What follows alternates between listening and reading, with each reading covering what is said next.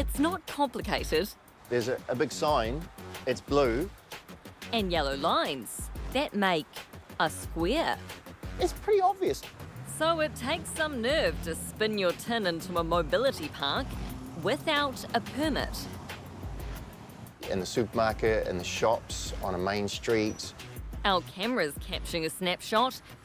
Shoppers dashing and dawdling to their cars, parked there for 10 minutes.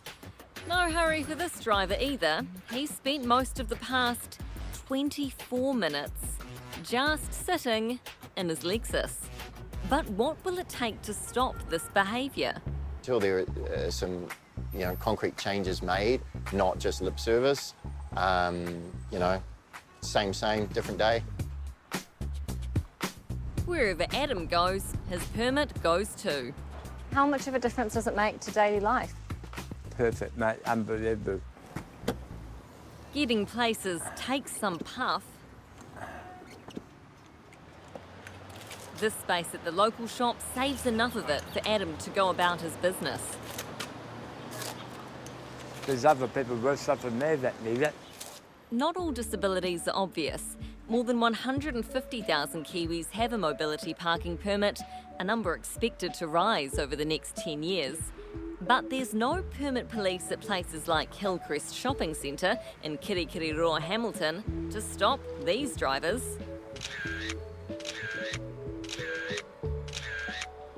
In public spaces, it's up to councils to ticket this illegal parking, but owners of private land, like malls and supermarkets, don't have to take any action. Adam says he's complained to the owners of this centre, but the abuse continues. I don't know. If you're there for a couple of minutes, half an hour, as far as I'm concerned, you should be there forever. And it's not any better if parked behind a mobility space, which this Bidfresh truck did while we were still filming.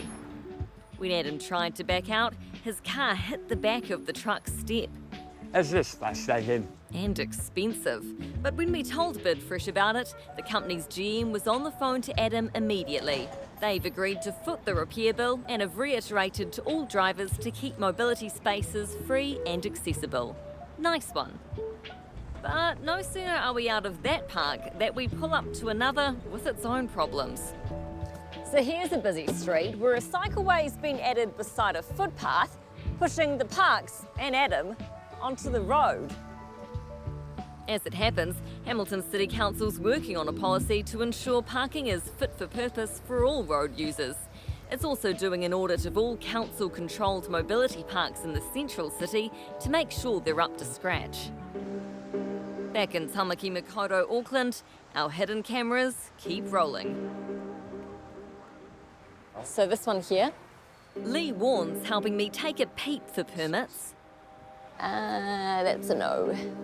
And just as we're about to kick off our kōrero, someone else slides on in.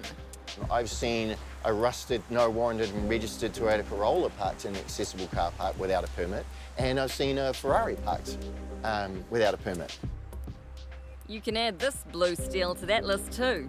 I checked. Lee stresses naming and shaming isn't enough.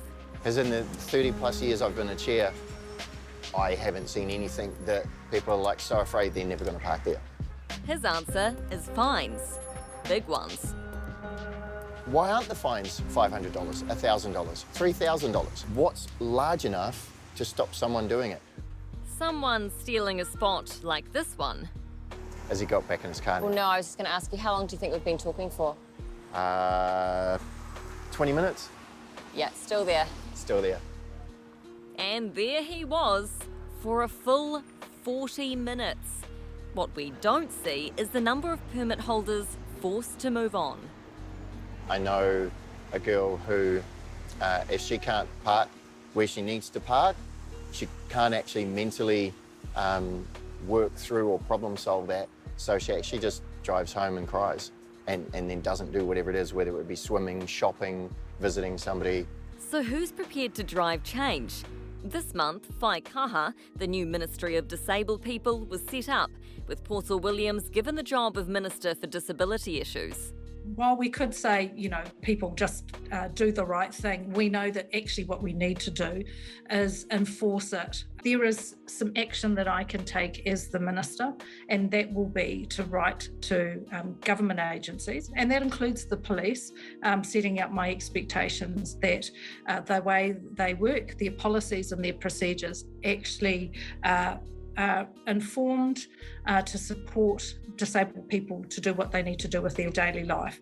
And we may see that challenge extended to private landowners too. The ability to send them a letter and say, the Ministry, Whai Kaha, the Ministry of Disabled People has an expectation that you will do the right thing by disabled communities. While Adam waits for change, he feels he's left to call out the abuse himself. In fact, one case I got spat at. How do you feel when you're confronting someone? It can't be easy. I should know. And I can't defend myself, but I can't defend myself. And how's this for a response?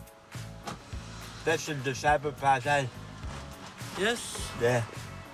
Yeah, actually I had a back pain today. Okay, so whereabouts is the permit? Yeah. Where was the permit? No, it happened today suddenly. Think he had a bad back? No, it's just, mate. No, it's just. I mean, I'll have the bad back, you have me. It's also a swap. But Adam can now expect things to improve at Hillcrest Shopping Centre. Its body corporate told us they're looking at options, including signage, painting the parks a different colour, or partnering with an enforcement provider that uses tech to monitor parking. When people park in a mobility space without a permit, this is often done only for a few minutes, which makes it an incredibly challenging situation to manage, given it is not feasible to have a parking enforcement officer on site, given the size of the shopping centre.